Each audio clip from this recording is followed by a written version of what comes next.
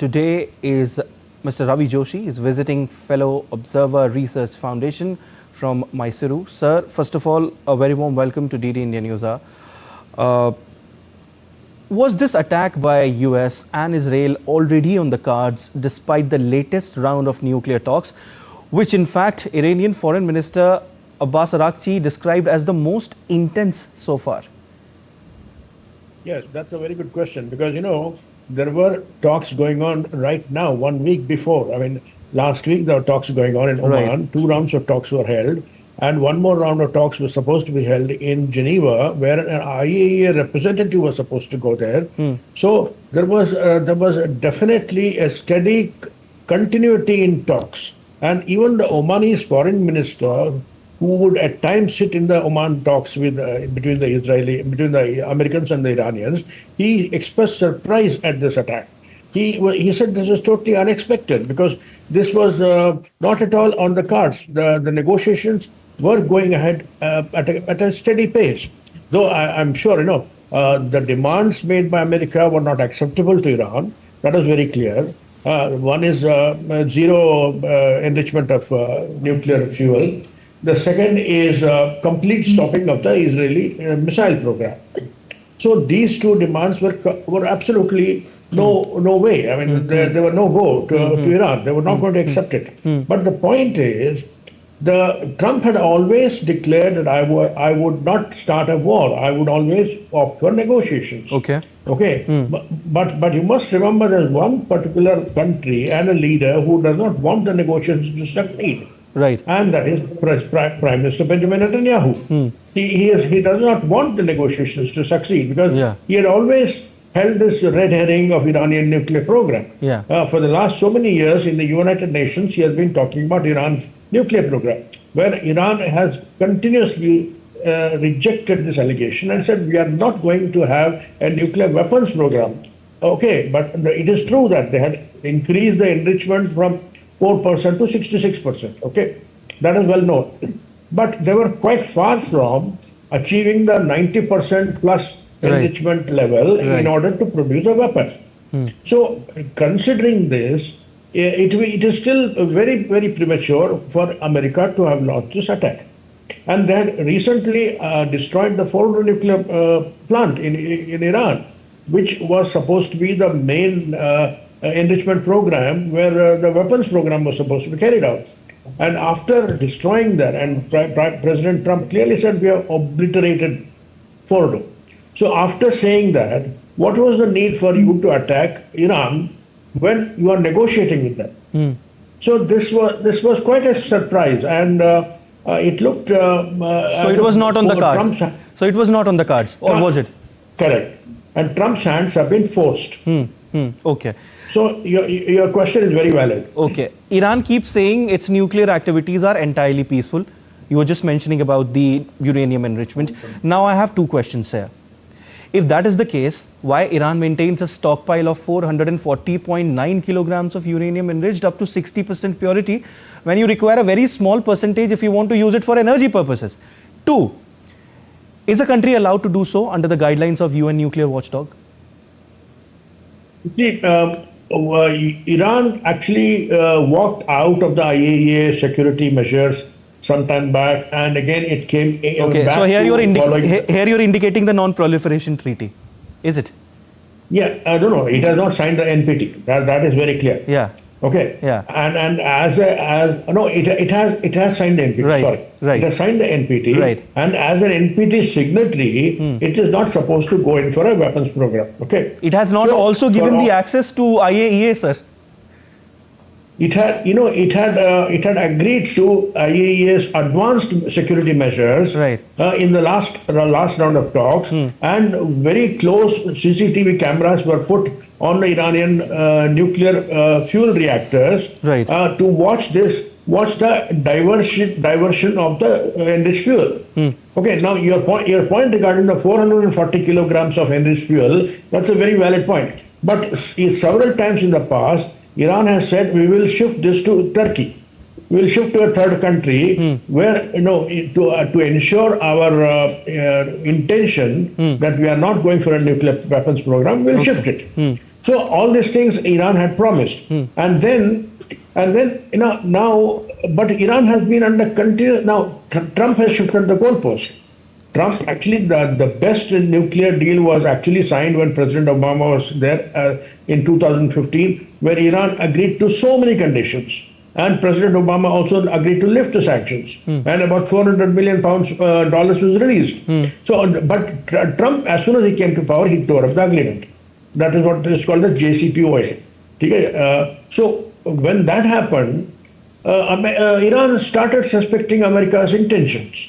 America was no longer a trustworthy negotiator for Iran. But Iran continued to do business with the European partners. Russia, China, and European partners agreed to continue as if the JCPOA was in effect. So on that condition, things were almost normalizing with between Iran and the European partners, including Russia and China. Now, Trump was the only man who would refuse to allow this, because he said, nuclear enrichment is not my goal. My goal is missile program. You must completely stop the missile program. This was what actually was in the interest of Israel. So once you stop the long-range missile program, Israel will be beyond the reach of Iran. So that was the main point. And Trump was insisting on that, and Iran was refusing to do that. Okay. So on this ground, the negotiations were almost stuck. So this is where Trump moved his cards further, and he started the attack. Okay, so if we go back a bit and we go back to the negotiations regarding Iran's nuclear activities, to an extent it was compromising on its nuclear activities, but according to some reports, it was not compromising on the missile programs. Absolutely. Yeah. So how do you analyze that?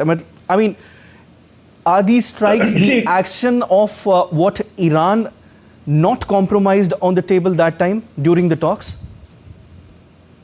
Iran had made it very clear that we are not interested in the weapons program. Okay. In fact, Ayatollah Khamenei had issued a fatwa against producing a bomb. That is what reports are saying, sir. That is what reports are saying. But I also have one question.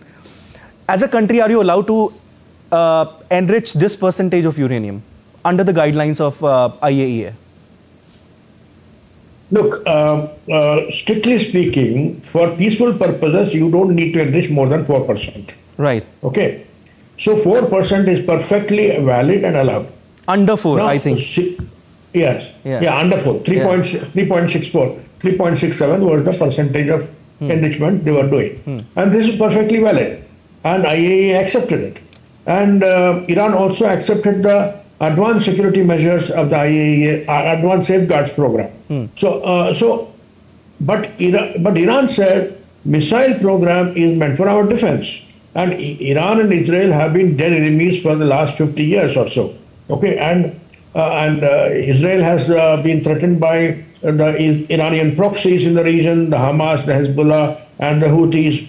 So all these things are adding to Israel's problems, Israel's tensions, and Israel wants to put a limit on Iranian missiles program. But a country can always say it is my sovereign decision to decide what is my threat perception and what is my requirement for my defense. Okay, so you cannot tell either. No country can tell a country that you cannot have missiles of this range or that range. It is up to it depends upon their threat perception. Now you see, the point is, Iran has been subject to sanctions for the last 20 years by the Americans. Right. And America's interest has been to do a regime change in Iran. And they thought that the sanctions will push the people to do a regime change inside Iran on their own, by throwing out this oppressive regime of Ayatollah Khomeini and the IRGC. Okay, this never happened. In fact, in my negotiations, in my talks with the Americans, I have always said this: I don't see any change in the Iranian people's mood against the regime because of your sanctions. Okay. Your sanctions are not working. I had told them long back, your sanctions have failed. Now, but that is where the difference between President Obama and President Trump. President Obama still wanted a peaceful negotiated settlement, where President Trump said this is not going to work.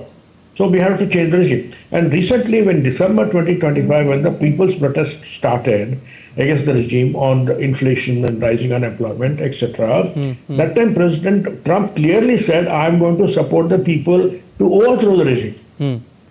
So this is, actually President Trump has completely upended the international order. We must understand that. The way he went and captured Nicolas Maduro in Venezuela and put him behind bars in a New York prison, that shows that shocked the entire world. I mean, this is how no country behaves like that with another sovereign country. So Trump is the most unpredictable character in the international scene. Okay. Sir, attack also happened in other Gulf states as well. Keeping that into consideration, how do you analyze the situation in the entire West Asia now? Oh, it's very, very volatile. It's extremely dangerous and unpredictable. And the IRGC, after the death of their leader, Ayatollah Khomeini, feels completely orphaned, because the IRGC was directly reporting to the Ayatollah. Okay, so they will say now they're unleashed. There's no control over them. There's nobody to limit their anger, to control their fury. So they will do anything. They will attack all these Gulf monarchies, which they regard as the allies of America, which they are, and they will consider all of them as legitimate targets. Okay, so far they have been attacking the American bases in the region. Now they will openly attack Dubai, Qatar, and Bahrain, and Kuwait, all these countries, and even Saudi Arabia could be a target. And we must remember that these countries, they tried to hold President Trump's hand from declaring a war. Till 2-3 days ago, they were advising President Trump, please don't declare a war, don't start a war, because it will unleash Iran's anger on them. When you can't reach, your missiles can't reach Israel, you throw them anywhere it can reach. So that's what they're doing. They are throwing their missiles on any target they can reach. And all targets are now legitimate targets for the IRGC. So it's an extremely volatile, dangerous situation. And now, will these countries, how will they retaliate? Or again, of course, they will all depend upon America to retaliate. And America, Iran has vowed a strong retaliation. Iran has vowed a strong, of course. Yeah, and the IRGC has said very clearly that we are going to retaliate very, very intensely, and very heavily. Okay, is it the rhetoric, or do they mean? No, it is not rhetoric. It is not at all rhetoric. Okay. These people are now they are absolutely, they're crazy people. Actually, in the sense that they have lost their most important leader in the country. This has never happened. I mean, and their entire power structure devolves around this Ayatollah. And if Ayatollah is not there, who is there to guide the IRGC? Who is there to control the IRGC? So it's an extremely unpredictable situation. Okay, so with Supreme Leader now dead, who will run the country and what will happen to Iran? What's your reaction on that? Yes, that's the million-dollar question. Earlier there was some talk, speculation that Mustafa Khomeini, who is the son of Khomeini, will take over. But Mustafa Khomeini is the very unpopular figure. And in the people's mind, Mustafa Khomeini is an extremely corrupt man. And it is well known that he has stashed away billions of dollars in the banks in Dubai and London, and he is not very popular. And now some IRGC generals will come to the fore. It will now be taken over by the IRGC force. It will become a military-led coalition. Okay. All right, we have a breaking news coming in, sir. Thank you so much for joining in on DD India News.